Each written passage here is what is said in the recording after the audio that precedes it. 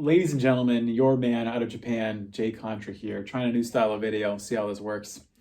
But what I wanted to talk about for this vlog, or whatever you want to call it, was the recent sale of a sealed copy, graded Super Mario Brothers for the NES for, was it like $114,000? It's like insane amount of money. Now, this is coming on the back of, it's like 1 or 2 years ago, there was a copy that sold for $100,000. And the key difference was that original copy was sold to, it's like a group of a bunch of guys. Whereas the one that was sold in the last couple weeks was just sold to one person. Now, there's a couple differences. Apparently, like, one is like the original one was like a sticker seal, which is like the first ever printing, versus this was like a hang tab seal. So the first thing that I guess I want to address is when you're talking about sealed game collecting, sealed graded game collecting, you're talking about you're talking about a plastic that is wrapped around a box that has some ink on it that matters to only a few silly rich people, to sort of paraphrase the Thomas Crown Affair. The thing about sealed collecting is already one beast entirely.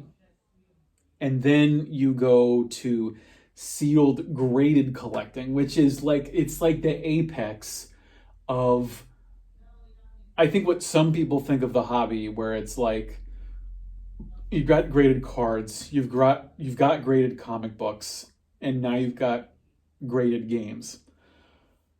The people who are collecting these things, they're rich. You're like I have no desire, nor do I have the bank account to actually go and pick up one of these things. Although I do have an idea for a sealed graded game that I want to pick up, but it wouldn't cost more than like $20. It would mostly be for a joke. But I guess what I want to talk about was the differences between these variants of game are superficial and don't matter, because you're talking about you're talking about an end product. The actual thing you are buying is an idea.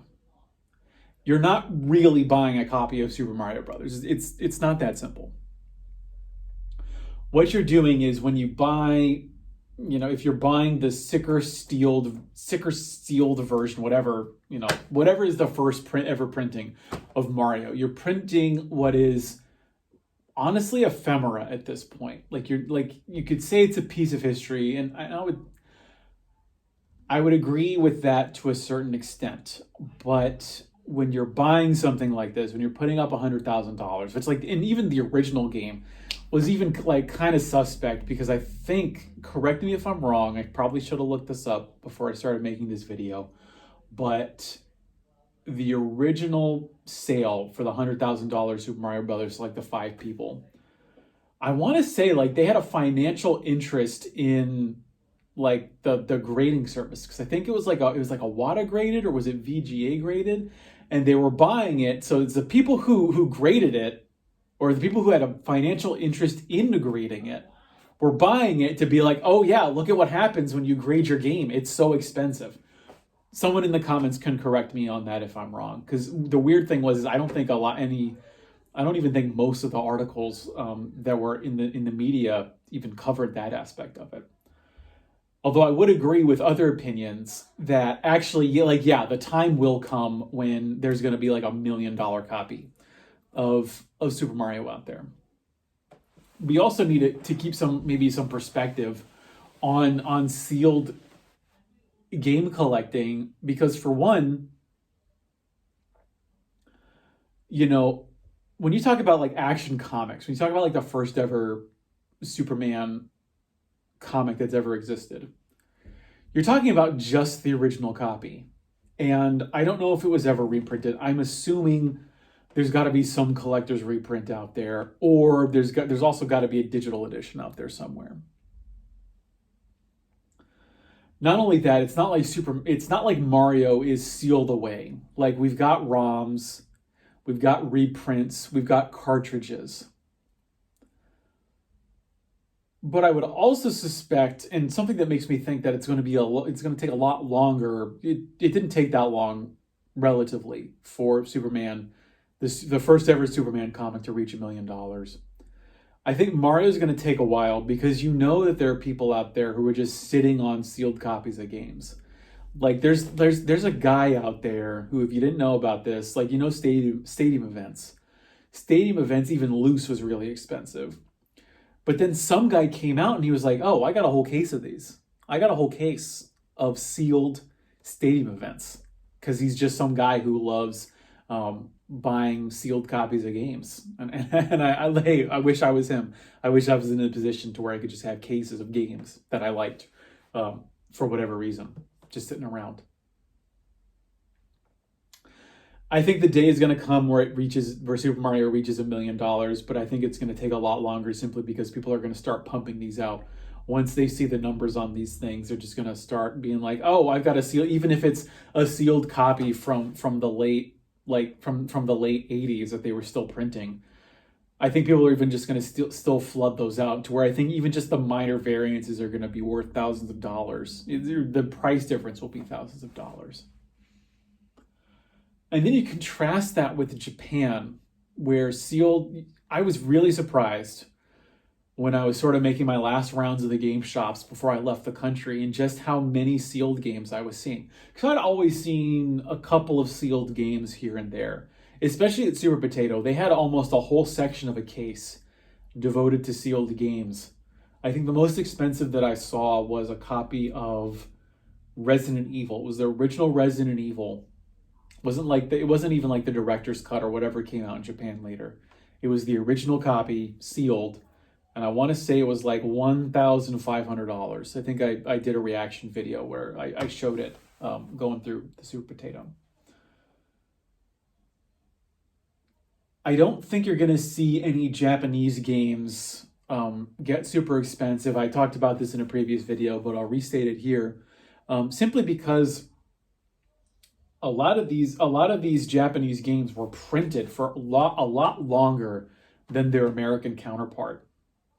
To where you had, like, you could go, I've read stories about, you could go to an electronics store in Japan in like the early 2000s and you could find sealed copies of Legend of Zelda there. Like, in the Legend of Zelda is a pretty rare game because the cartridge came out quite later compared to the Famicom disc version, which is the original version. So I don't think you're going to see that for Japanese games for quite some time, if ever. Even though you see they've got like $400 copies of A Link to the Past at Super Potato. But I think this 114,000. If you want to get into the real meat of what I think is happening, I think not only has there been the sealed collecting boom of the last couple years, but I think what's really happening is the present situation that we're facing, where people are stuck in their houses and they have a lot of money. And I'm talking about people who have kept their jobs, because we're going to get into some stratification. Because if you think about the people who are on the top, who would normally be spending lots of money, going on vacation, we're in summer right now. And this is the time when people, if you're rich, you're spending tens of thousands of dollars to go to Europe, go to Japan. People aren't going to Japan right now because, like, Americans aren't allowed in Japan right now. Like, even, that was the most galling thing to me, was even though I was leaving Japan, was even if I had kept my working visa, even if I had kept my residency in Japan, I wouldn't have been allowed back in the country because I wasn't a permanent resident. Basically, only people allowed in Japan right now are citizens and permanent residents, which I was neither. I was just a regular resident. So you have a lot of people who'd be spending money on these vacations. I was watching some documentary, and it featured a guy who would go to Vegas and he would blow hundreds of thousands of dollars just going to Vegas. Like, he was some business guy who's some, millionaire who could afford to do that. So what are these people doing now? They're buying up sealed copies. They're buying upgraded games, either because they want the product or because they like taking risks. And They're expecting this. They're going to flip this eventually, which maybe they will, maybe they won't. We'll see. So you've got that money. And then what I also found interesting, because when you look at the people who have become unemployed, they've lost their jobs either temporarily or permanently because of the global economic catastrophe that's going on right now. What I thought was really interesting was, for the longest time, I thought Super Nintendo and NES, I looked at price charting. For the longest time, I thought we had flatlined and that we were even going down. But what I noticed was over the last 4 months, there's been a real bump. There's been a uniform like 15 to 20% bump across all systems. And it's absolutely bizarre because you would expect to see that from like GameCube, Dreamcast, PS2. That's where all the money's sort of been going into, because that's where we're 20 years removed now. So that's where you figure all the nostalgia would be heading towards. But no, it's been across the board. And I think what's been happening is you've got those people who have kept their jobs, who they're buying up systems and games as well because they can afford it. And then you've got, when you're talking about like middle and lower class folks who they've either kept their jobs so they still got money, so they have the same phenomenon where they're not buying those sealed games because those are thousands of dollars, but they're picking up $100 game here, they're buying a console. And it's like, I think, what did I hear? Like on the Wii, like the Wii was apparently sold out everywhere across eBay just because people were playing Wii Sports. So of course you're going to see prices raised there. But I think it's also because you've got people who are like on unemployment, who have this state assistance, at least in the United States. And there's, you can go on about how poorly it's been implemented and how, at the end of July, it's going to run out unless Congress does anything, which we all know what a bunch of clowns. Who knows if Congress will actually do the right thing or not. But you've got all that money. You've got some people who, were making more than they were. That's the common refrain I've seen, is they're making more money on unemployment than they were at their job. And I can tell you that, even in the job I had in Tokyo, there were people making more on unemployment in America than I was making at my job in the middle of Tokyo. And so you've got all that money coming in on both. So you've got the sealed collecting at the top, you've got the regular collecting at the bottom, seeing a real price increase across the board. And I have this weird, uneasy feeling that we're actually, people talk about the retro bubble of like the mid 2010s. I think we're in a real bubble right now, to where I think if the American government doesn't do anything and other governments across the world don't do anything to sort of calm the economic situation, I can really see game prices shooting back down over the next 6 months. Like what the world I see come, let's see, what is it? It's July now. So we'll say like January 2020 or 2021, excuse me. Like when I sit down to make the state of retro gaming in 2021, I really see everything before the PlayStation 2 and GameCube really going off a cliff. Because what's going to happen is the recession's really going to dig in its heels. We're going to be in, that sort of the next great recession. And people are going to start unloading their collectibles. Because what's been really shocking to me is over the last, 6 months, as high as Pokemon card prices were getting, as high as Magic the Gathering card prices were getting, we're talking about like the PSA 9 10s and the sealed boxes were getting out of control. I think all of that across the board is going to take a real nosedive when people realize that the money train has ended because of government incompetence, and the economy is going to collapse, and that's when you'll see the bubble burst on all this stuff. Because all of this was really super surprising to me, because I made that video about how Japanese game prices were going down. And I think they are to a large extent because you're not seeing tourists go into Japan and buy all those games from the shops. And then someone commented that, like, no, actually game prices, at least outside of Japan, were actually going up. And I was like, what? That was absolutely baffling to me.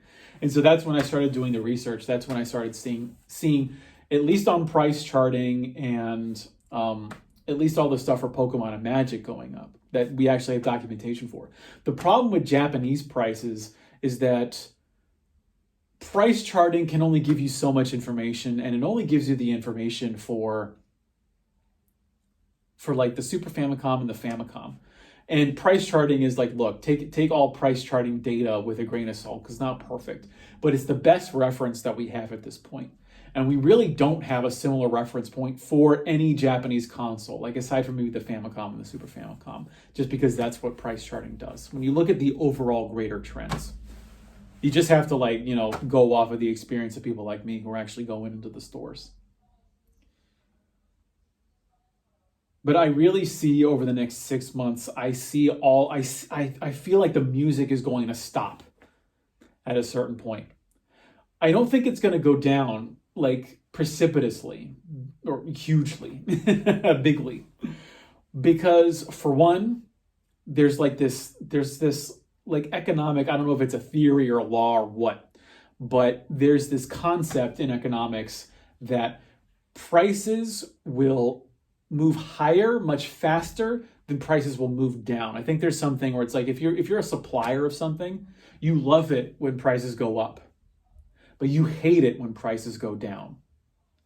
So, and that's what I think what's happening with these bubbles is that the bubbles they're bad to a certain extent because they drive prices up, but you're never going to see the prices go back down to where they were before. They're going to go down, they're going to retrace, but they're not going to go down below where they were before.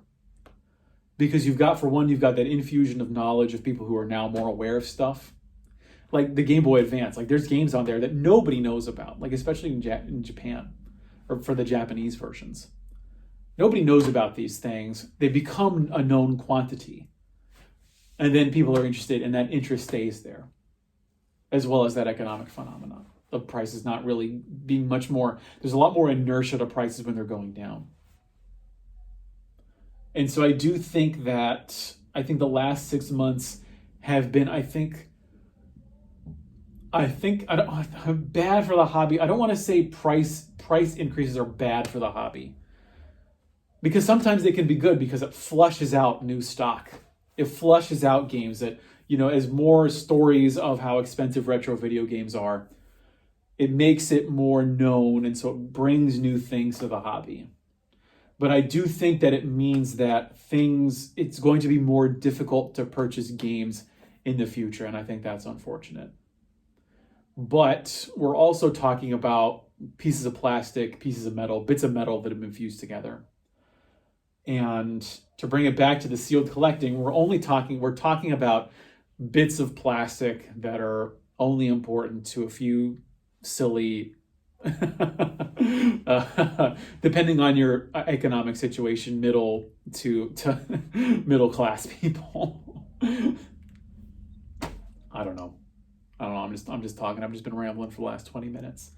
So that's what I've been thinking about in terms of the retro game prices recently, because this was just all really shocking to me. To actually look at the numbers, look at the data, I'm just really surprised to see what's been going on, particularly when it comes to retro gaming. I'm not surprised to see it when it comes to cards and the comic books, just because that's the upper class of video game of collecting just in general. Whereas I always thought video games are much more sort of middle class, but then.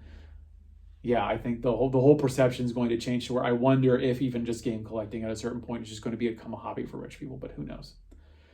I think I'm going to end it here before I can start rambling on too much more, especially since I think I need to take a drink. But I've been your man out of Japan, Jay Contra, saying thanks for watching. See you next time, and mahalo.